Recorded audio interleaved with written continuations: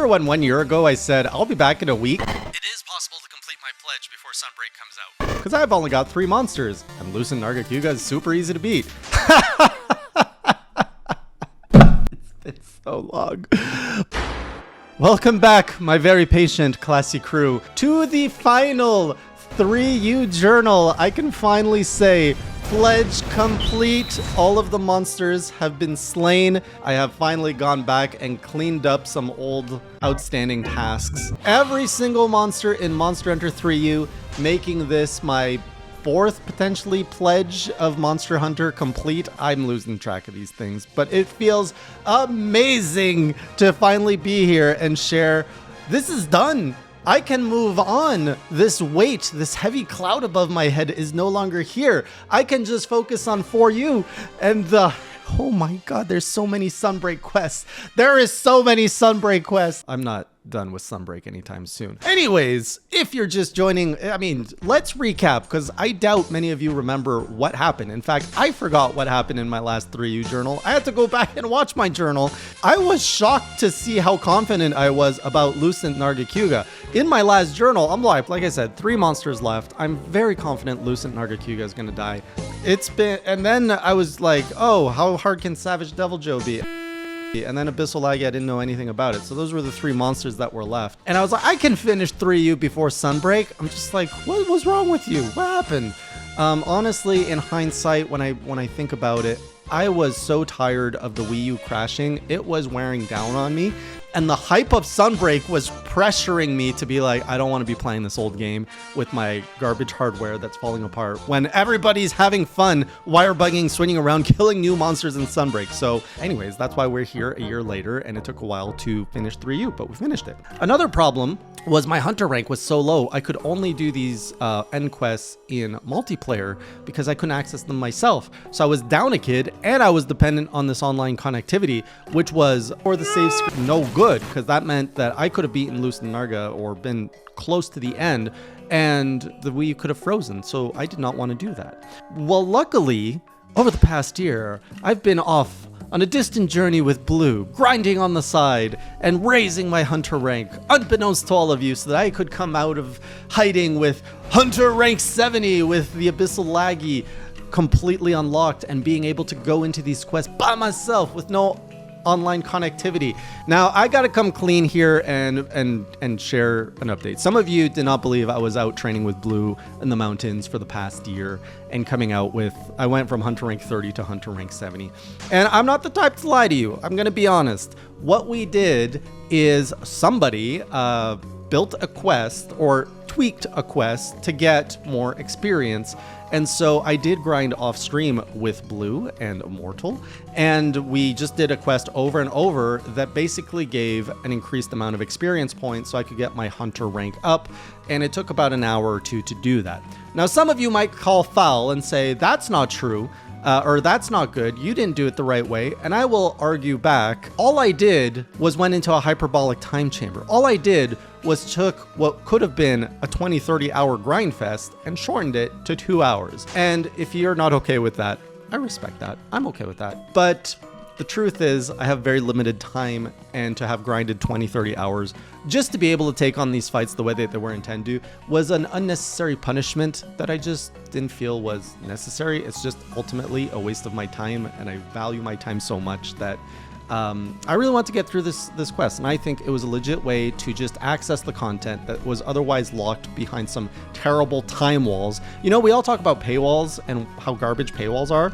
I'm coming up with a new term called time walls, because that's how it used to be before microtransactions and stuff. Things were locked behind time, and there's something that we respect more about that. But you know what? Maybe I'm gonna make a video on that, because anyways, I'm getting off track. That's how I came back stronger and unlocked with all of these monsters. Lucent Nargacuga, let's talk about this. So I went in, I came back, and I'm like, you know what? I gotta do what I did in World, and I gotta prep the heck out of this. So one thing that happened, thanks to my little side grind of raising to hunter rank 70, is I got a bunch of armor spheres. And those armor spheres let me max out my armor. So I got a little boost in defense there, maybe like 10, 20, nothing too crazy.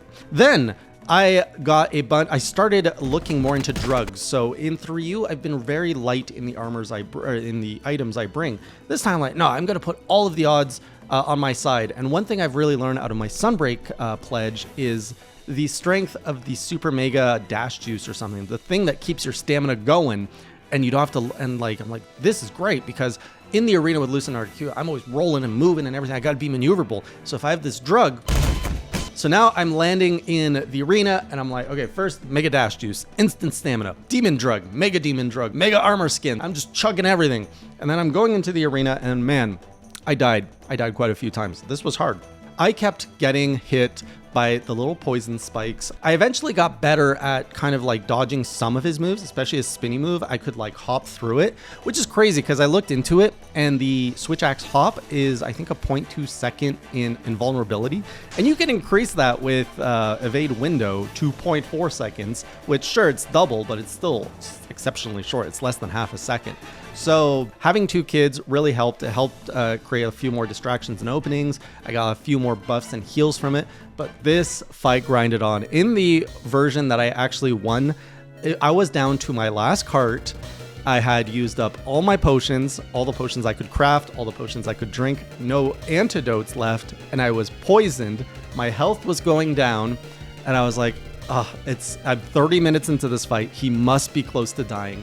I'm going in, all or nothing. I am seconds away from carting. Like the poison is dropping my health. I can't stop it. I can't heal.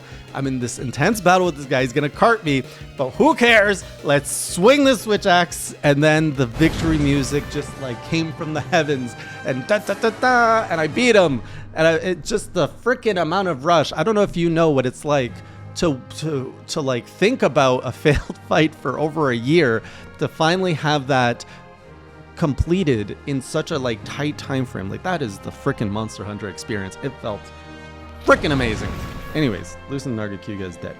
The next challenges were the Savage Devil Joe and the Abyssal Laggy, and this one scared me because I had fought him before and I did better against him than Lucent Nargacuga. I could hold my own to some extent, but the biggest challenge was my armor. My armor has minus 35 to dragon, making it so an enraged Savage Devil Joe can essentially one-shot me when he does his dragon breath. Speaking of armor, oh my goodness, the chat has been highly opinionated about my armor. Even in Lucent Nargacuga, when I was losing, everybody was telling me, you need a different armor set, you need all this. And like, you know, I'm not trying to disrespect the chat and everything, but to me, the numbers didn't make sense. I was like, guys, I'm not getting close to winning here. Changing my armor set is not going to increase my defense values. The difference in skills will not make that big of a difference because the problem is my skill. So the prospect of grinding 4, 8, 10 hours to get a new armor set just to be in the same place, I have very little appetite for. And it just didn't make sense to me. So anyways, I'm very glad I stuck to my idea because that's how I beat Lucent Nargacuga. And going to Savage Devil Joe, I honestly was not intending to change, to keep that armor to fight Savage Devil Joe because I'm like, this is crazy. I really need a new armor set. This is very ineffective. And I made a joke in my Discord about someone was taunting me about something, and I was like, watch me, I will beat Savage Devil Joe with minus 35 dragon resistance. I was totally trolling. I wasn't intending to do that. Honestly, I went in, I got one shot by the dragon breath, so I'm like, okay, that is the attack I gotta look out for, but how often is he really gonna do it? And he did it a lot more often than I thought, so I was like, okay, this is the skill gap I have to close. I just gotta get really good at dodging the dragon breath, and I got better at it, but I never got great at it. And also when he wasn't enraged, I was able to actually take a dragon breath, like it wouldn't one-shot me.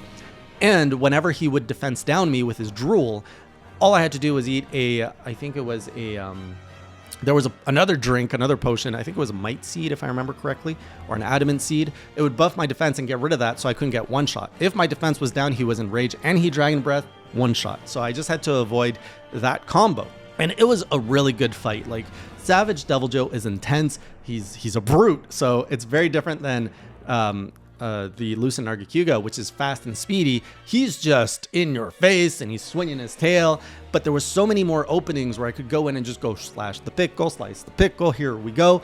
And eventually he fell, and it felt just good. Like, it just felt like a really good fight. He was difficult, I respect the fight, and ultimately I came on top, and I did have some spare items and stuff. Like, this was not down to the wire the way Lucent Nargacuga was. And then finally, the Abyssal Laggy gets unlocked, and this one really terrified me because I've struggled with every version of Laggy throughout my whole journey. Laggy was my first cart, And I am not good underwater, and I really don't like it because it's so clunky and it's so difficult. So to fight a souped up Lagicruise in an arena underwater, I was like, oh my goodness, this is going to be so horrendous. Surprisingly, Abyssal Lagicruise was probably the most anticlimactic endgame monster I've ever experienced. He is beautiful. His design is fantastic. I got in there and I carded, honestly, probably out of fear. Went back another stream later with confidence and like, let's just put on all the drinks and all that, and carded, but whatever. I eventually learned to maneuver and that there's a Dragonator in the arena, and people are like, oh, the Dragonator makes the fight easy. To their credit, it does if you can actually land it. I hit the Dragonator 3 times in my fight, and maybe I hit the thing once. You know, unwillingly, I did not use the Dragonator cheese against Abyssal Laggy and actually killed him legitimately by smacking him over and over again. So the thing with Abyssal Laggy is he's not as aggressive, strangely enough, and there's a lot of openings where he just kind of floats there and you can just kind of like wail on his chest. And I got so many openings where I just like swam next to him and started like slicing him, and he wouldn't move, things would break.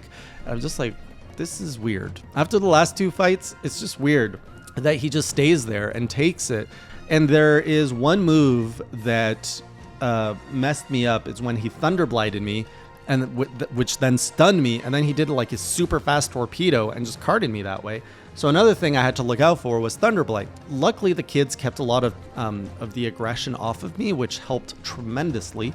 But then there was this other, like, he would do like this like wiggly like thunder check into you, and he would do it repeatedly. So sometimes it was like a 1-2 combo. That was hard too, and I learned that you have to like swim up or down to avoid it. Luckily, I didn't have to pull it off afterwards. He never used it after he carded me once. So Abyssal Laggy fell fairly easily and didn't leave that much of an impression with me. If anything, my big wall of 3U was Lucent Nargacuga. That thing was freaking hard. I don't want to do it. Like, I think I could go back on Abyssal Laggy and Savage Deviljho, and I could probably win. Like, I think I could go back and eventually kill these again. Lucent Nargacuga, I'm not confident that I can go back in that arena and win again. It was too close, too tight, and I just don't want to do it again. But anyways, the pledge is complete. 3U is done. I'll have to eventually do like a full retrospect on my journey, but I just want to share this update with you and say, like, we did it. We went back to the old world and we're done. Now I can focus on cleaning up my 4U journey. It's not really cleaning up. It's still enjoying it. If anything, Sunbreak is where I have to clean up stuff. So I'll see you on one of those journeys, whatever they may be, or maybe on stream. Either way, thanks for joining, and until next time, keep it classy.